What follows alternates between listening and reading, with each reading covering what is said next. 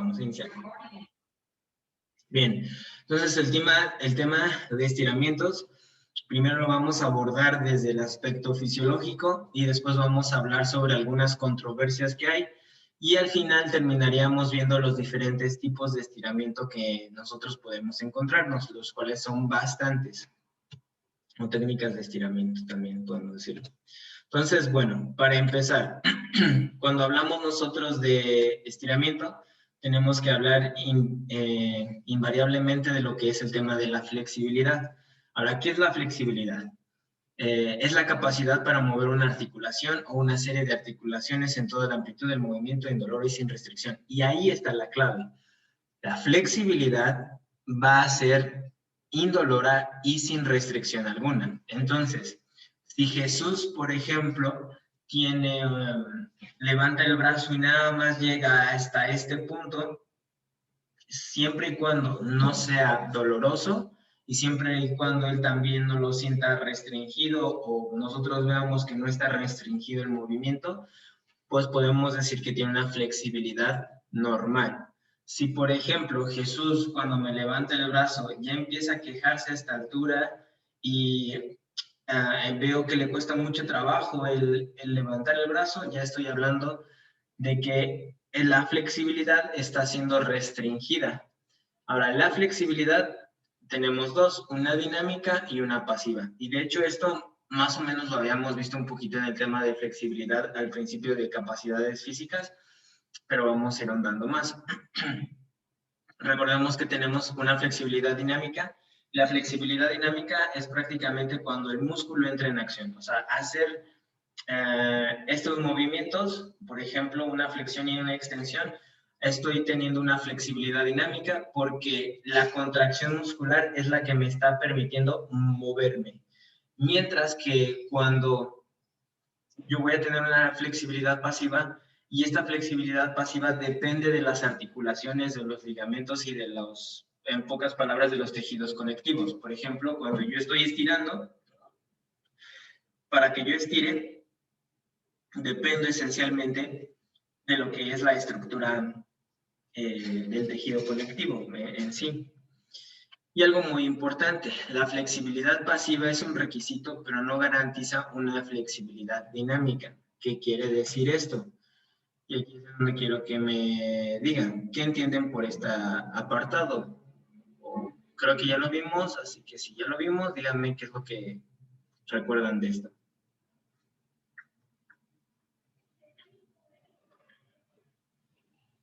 Se refiere a que no va a ser flexible totalmente como la dinámica. Ok, sí, exacto, muy bien.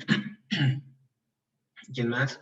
Si yo tengo un paciente, le hago la flexibilidad pasiva y puede llegar a un rango de movimiento, digamos, a cierto ángulo, pero él solo, cuando lo vaya a hacer, dinámica, no quiere decir que, porque yo llegué a cierto ángulo, cuando él haga dinámica, el paciente vaya a ser necesario que la haga igual.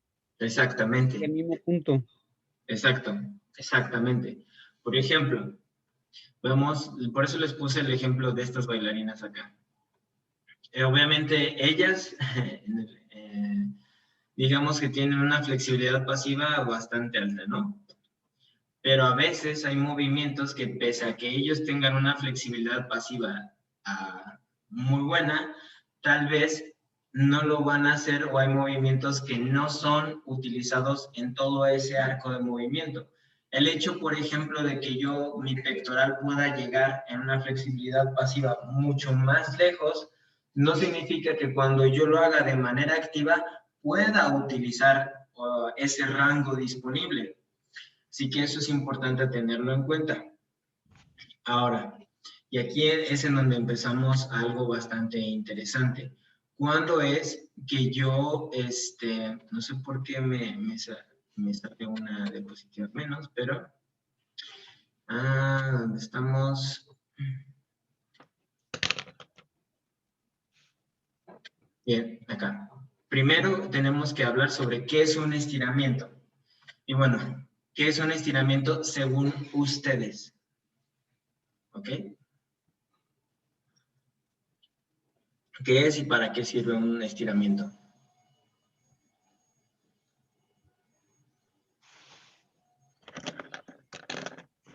Es como una elongación de ciertas áreas y es para relajar. Bien, bien, muy bien. Bien. ¿Puedo, Lulu? ¿Sí? ¿Lourdes? Sí, maestro. Sí, muy bien. Entonces, me quedo con lo que nos dijo Lulu. Sirve para elongar y esencialmente lo usamos para relajar. Y exacto, pero veamos la definición porque eso nos va a ampliar un poquito el panorama.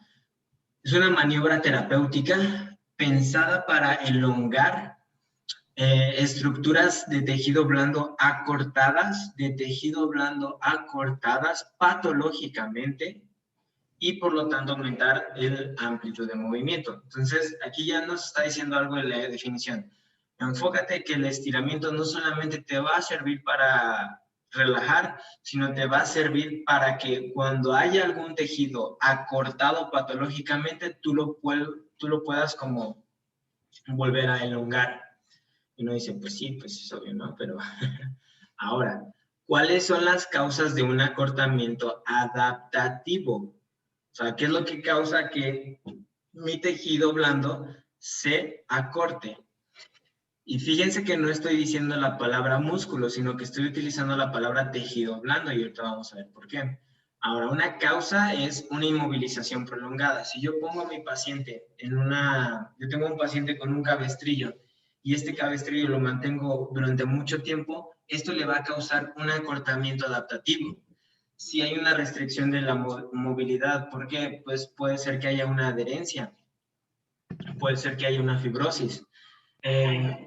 Si yo tengo una enfermedad neuromuscular, como por ejemplo del tejido conectivo, por ejemplo, una artrosis, una artritis reumatoide, esta artritis reumatoide es una enfermedad del tejido conjuntivo que al final me acorta el tejido blando. Una enfermedad neuromuscular, como por ejemplo puede ser Guillain-Barré, esclerosis múltiple, enfermedad neuromuscular de Duchenne, esclerosis lateral amiotrófica. Esas son enfermedades que por su misma patología me las van acortando el tejido blando. Una patología ística debido a un traumatismo. Entonces, esto es tan sencillo como te golpeaste, te golpearon, te caíste, pasó algo y el tejido blando se acorta. Y por último, por una deformidad ósea congénita o una adquirida, cuando tenemos, por ejemplo, un paciente con una dismetría pélvica o con una diferencia de miembros inferiores, ahí nosotros vamos a obtener alguna también acortamiento.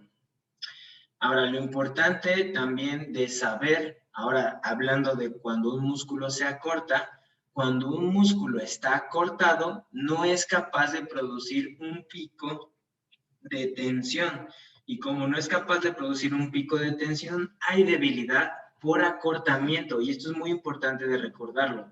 Si yo tengo una contractura muscular, este músculo, a pesar de que yo a veces tengo la idea de que pues está contracturado, está muy tenso, está muy sobreactivado, el hecho de que esté sobreactivado no le permite generar una tensión lo suficientemente fuerte y entonces ese músculo está débil porque está cortado. ¿Sí me doy a entender este punto? Así que cuando tú veas a un paciente con un trapecio, fibras superiores acortado, tenso, está débil por acortamiento, puede llegar a estar débil por acortamiento. Ajá, ¿dudas? Entonces, cualquier articulación de un paciente o cualquier persona que no tenga el estiramiento necesario, bueno, no necesario, pero digamos, si el rango es de 60 grados, si él llegara a tener nomás si acaso 15, sería porque un músculo está débil entonces, o un tejido está débil, perdón, no un músculo, un tejido. Puede llegar exactamente, puede llegar a ser porque un tejido se encuentra débil o, como les digo, puede llegar a ser que haya una inmovilización prolongada, una restricción, puede ser una adherencia, Una adherencia, una fibrosis, o puede, y sí, exactamente, puede ser que ese músculo al estar débil se empiece a cortar, o viceversa, Ahí, el acortamiento genera la debilidad. ahora, sí, entonces no nos enfocaríamos nomás a fortalecer el músculo, sino para ver cuál es la causa para quitar esa debilidad de tejido. Entonces, si es músculo, sería fortalecer el músculo para que llegara al rango de movimiento que debe ser, y si es una fibrosis, pues quitarla, ¿verdad? Entonces, Ajá, exactamente, y para eso me sirve el estiramiento. ok, Entonces, por ejemplo, en una fibrosis el estiramiento me ayuda muchísimo.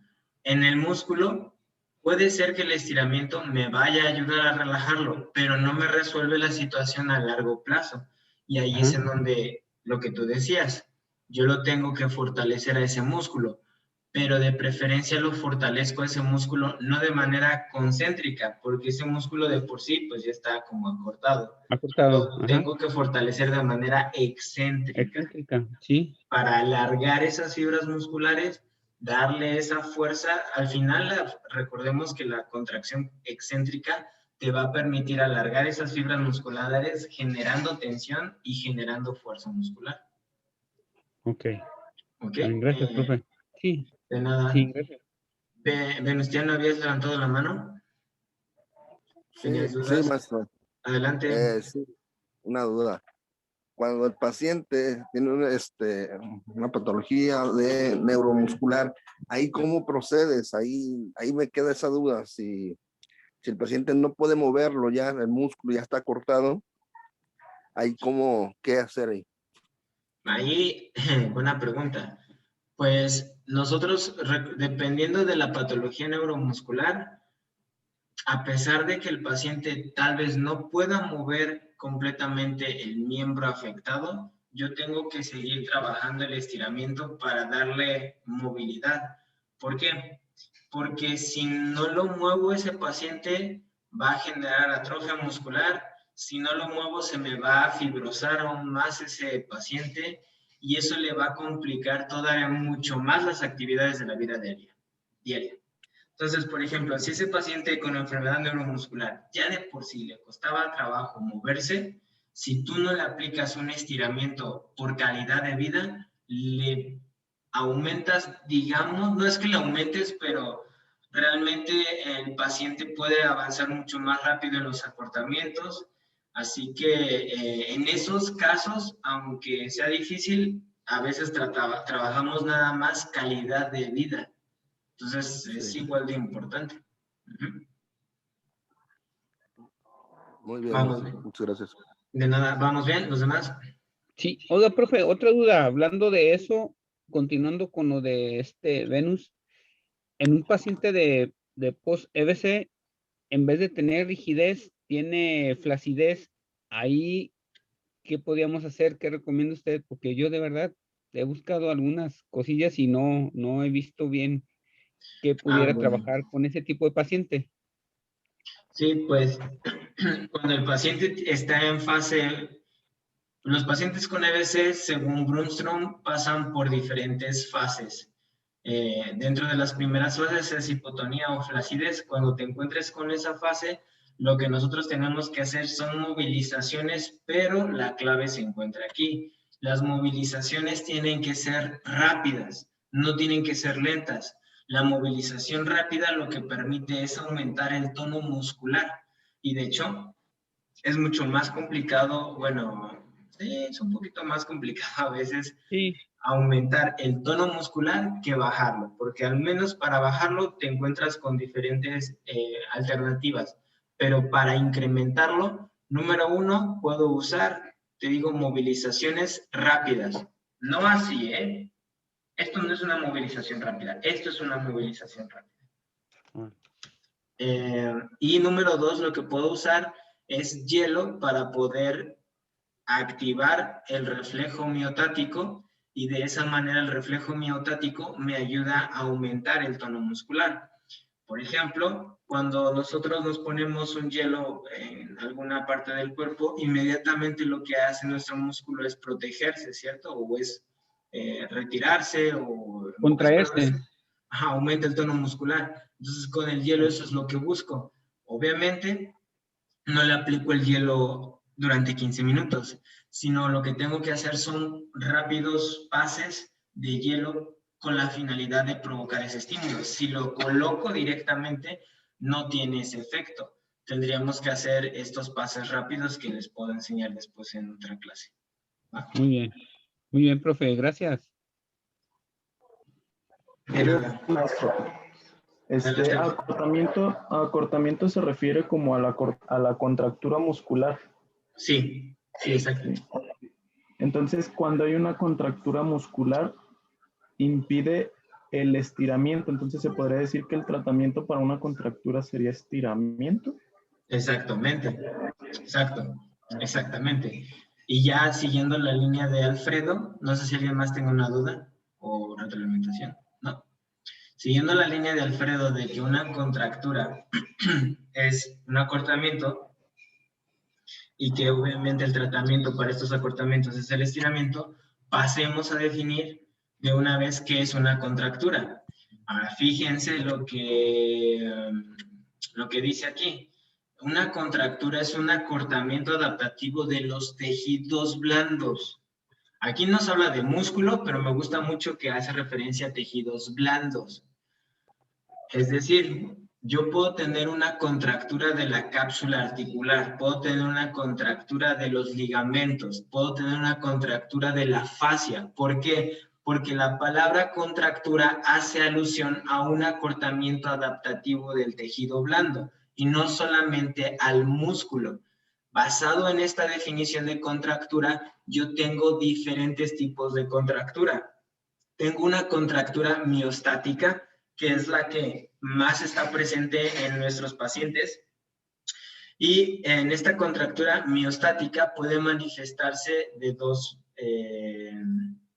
maneras. Bueno, de una manera, número uno, no hay una patología ística específica, es decir, el paciente no presenta alguna patología subyacente para presentar esa contractura muscular. Aquí estamos, cuando hablamos de contractura miostática, hablamos de contractura muscular.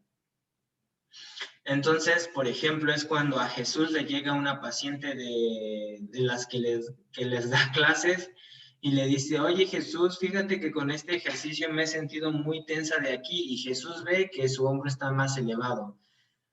Pero la paciente no tiene un problema de hombro, un problema de cuello subyacente. Entonces, él puede determinar que eso es una contractura miostática, porque no hay algo que lo esté generando, sino simplemente se acortó por estrés, digamos, se acortó por una mala postura, se acortó por X o Y cosa que puedan pasar. Estas contracturas miostáticas se van a sentir como tirantez o como tensión. El término, en este caso tirantez o tensión, describe una contractura transitoria leve. Se supone que estas contracturas miostáticas no deben de durar mucho tiempo. ¿Cuánto tiempo? Pues bueno, la verdad es que la bibliografía no nos dice un tiempo en especial, pero se supone que deben de resolverse en poco tiempo cuando nosotros les damos estiramientos suaves. Y después vamos a ir viendo qué tipo de estiramientos y cuánto tiempo tenemos que hacerlo. Ahora, siguiendo con lo de los tipos de contractura, veamos que un tipo de contractura es una adherencia. Una adherencia es cuando, por la falta de movimiento, como por ejemplo, en este caso, una inmovilización por una fractura, lo que va a hacer es aumentar las fibras de colágeno, o sea, se empiezan a entrecruzar esas fibras de colágeno y te da esta sensación de limitación. Ahora, todo tejido que se mantenga en una posición acortada durante periodos largos de tiempo va a perder la movilidad y se va a cortar.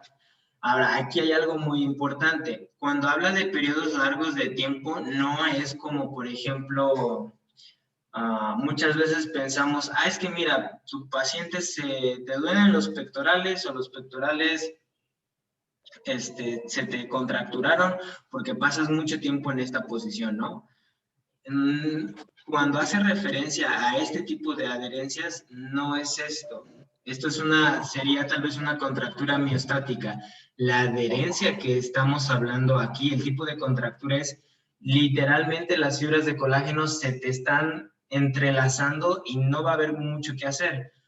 ¿Cuánto tiempo tiene que durar? ¿Cuánto es un periodo largo de tiempo sin moverte? Más de 24 horas. Todos los pacientes que tengan más de 24 horas sin moverse pueden generar este tipo de adherencias. ¿Vamos bien? ¿Sí? Sí. Ahora, otro tipo de contractura es una adherencia de tejido cicatrizal. En esta, pues como ustedes se están dando cuenta, la cicatriz se empieza a formar y esto lo consideramos un tipo de contractura. Y fíjense algo muy interesante. Así como ustedes observan que la cicatriz, vean que tiene las fibras horizontales y luego aquí están diagonales y luego aquí están como oblicuas, de esta manera desorganizada es la manera normal en la cual el tejido cicatriza. No es lo más recomendable y es por eso que los pacientes con esguinces de tobillo o esguinces en general o algún desgarre muscular, yo de preferencia tengo que darle movimiento pronto, porque si no, a pesar de que yo no lo estoy viendo, su tejido va a formarse de esta manera y este tejido no es bueno para el movimiento porque se puede llegar a volver a lesionar. Ahora, aquí nosotros estamos hablando de una contractura de tejido cicatrizal, es decir, en la superficie, ahora sí que esta dermis y esta epidermis están echando fibras de colágeno desorganizadas. Y esto, si se mantiene en el tiempo, voy a generar una contractura y me va a limitar el movimiento. Por lo general en las fracturas se da mucho que el paciente pueda llegar a cicatrizar de manera queloide o cicatrizar de maneras medias extrañas. Y una cicatriz, mientras más gruesa sea, me va a limitar más el movimiento. ¿Dudas? ¿No? No. Y por último tengo una contractura irreversible. Esta contractura irreversible, como su nombre lo dice, el tejido blando ya no se puede liberar con tratamiento conservador y necesita forzosamente un tratamiento quirúrgico. O en este caso el tejido blando ha evolucionado a un tejido óseo fibrótico. O sea, esto ya es cuando hay una osificación, ya es cuando el paciente ha pasado tanto tiempo sin mover esa rodilla que se le unió lo que es la tibia, el fémur y la rótula y están todos juntos. O sea, y si el paciente quisiera arreglar eso, necesita ser quirúrgico. Ahora, ya para terminar esta primera parte del tema, vamos a ver cómo es que funciona el estiramiento. El estiramiento funciona según el punto según esta definición, porque produce una interrupción mecánica en los puentes cruzados de los filamentos, los cuales se deslizan y esto me permite separar las sarcómeras y así estirar. Entonces, en un momento más vamos a explicar.